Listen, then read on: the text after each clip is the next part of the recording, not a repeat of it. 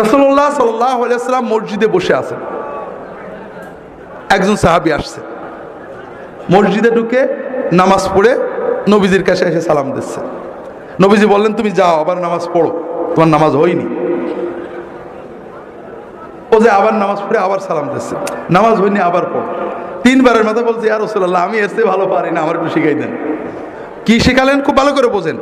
নামাজে আল্লাহু আকবার বলে দাঁড়াবে, যা পারো কোরআন পড়বে, খেয়াল করেন, আপনি বেশি পারেননি, যা পারেন পড়েন। রুকু করবে, রুকুতে শান্ত হয়ে যাবে। আপনি কার সামনে রুকু করেন? সেজদা কার সামনে করেন? জীবনে কবরে সেজদা দেখেছেন? আজকাল ইন্টারনেটে পীরের সিজদাও দেখা যায়, আমি নিজেও দেখছি। দেখেন, পীরের সামনে যখন সেজদা করে খটাস করে মেরে উঠে পড়ে নাকি? কবরে যেয়ে যখন সেজদা করে খটাস করে মেরে উঠে পড়ে নাকি? প্রতিমার সামনে সেজদা দেখেননি? খটাস করে মেরে উঠে পড়ে নাকি? দুর্ভাগ্য। কবর পূজারী কবরে যে ভক্তি দিয়ে সেজদা করে পড়ে থাকে, পীরের পূজারী পীরের সামনে আমি নিজে দেখেছি কি আবেগ দিয়ে মহব্বত দিয়ে সেজদা করে পড়ে থাকে।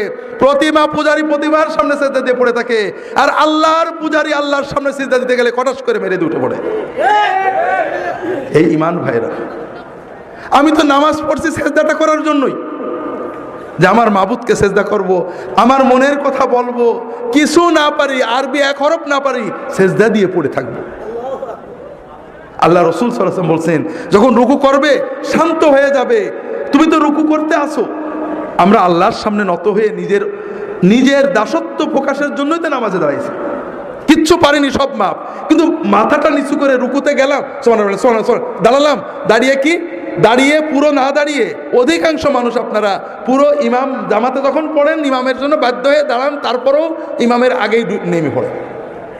আর যখন একা পড়ে সুন্নত, হাই হাই কি পোড়া কপাল, রুকুতে সামি আল্লাহু লিমান হামিদা কি করে বলে জানি না, এইটুকুটাই সেজদা ছিল। সেজদা আল্লাহু আকবার, আল্লাহু আকবার, আল্লাহু আকবার, মানে একেবারে সোজা হয়ে বসে না।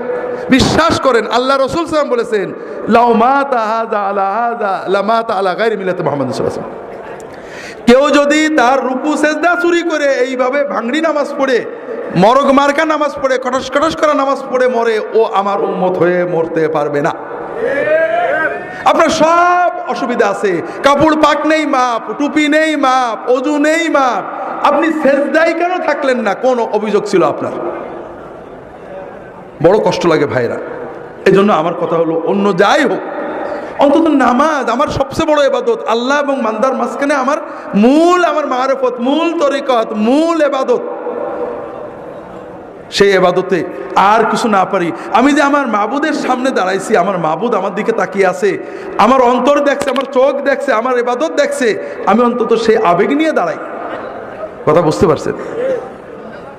আর কিছু না পারি। আপনারা অনেকে বৃদ্ধ হয়ে গিয়েছেন, সূরা কেরাত ঠিক করে পড়তে পারেন না, ভুলে যায়, হতেই পারে, কিন্তু রুকুতে যে সুবহানা রাব্বিয়াল আযীম সুন্দর করে যতটুকু পারেন বেশি বেশি বলার চেষ্টা করেন। ভাই, আল্লাহর সামনে মাথা নত করে বলবেন। মানুষ পীরের সামনে মাথা নত করে সেজদা করে কত কথা বলে, হাউমাউ করে আমাদের মতো বদকারদের পা জড়িয়ে ধরে হাউমাউ করে কান্দে, আর আপনি আল্লাহর সামনে মাথা নত করে কাঁদতে পারেন না, আপনি কিসের বান্দা? তো ভাইরা, এজন্য রুকু সেজদাগুলো ঠিক করেন। রুকু থেকে উঠে রব্বানা লাকাল হামদ হামদান কাসীরান তাইয়িবান মুবারাকান ফি, অন্তত কিছু না পারেন এই কথাগুলো সুন্দর করে বলেন। তাও যদি না পারেন, অন্তত একেবারে পুরো হয়ে শান্ত হয়ে দাঁড়ান।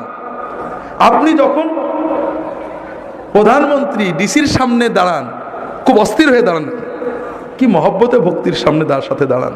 আর দুর্ভাগ্য, আপনার মাবুদের জন্য দাঁড়িয়েছেন, কিন্তু আপনার ভিতরে অস্থিরতা। কি করছেন আপনি? কাজে রুকুতে যে শান্ত হন। যদি তকদিরে রাখ থাকে, একটু রুকুতে আল্লাহর সাথে কথা বলতে শেখেন। জীবন তো শেষ করে দিলেন বউ বাচ্চা নিয়ে।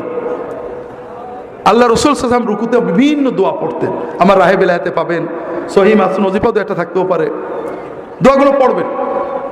ছোট ছোট, এত বড় কিছু না।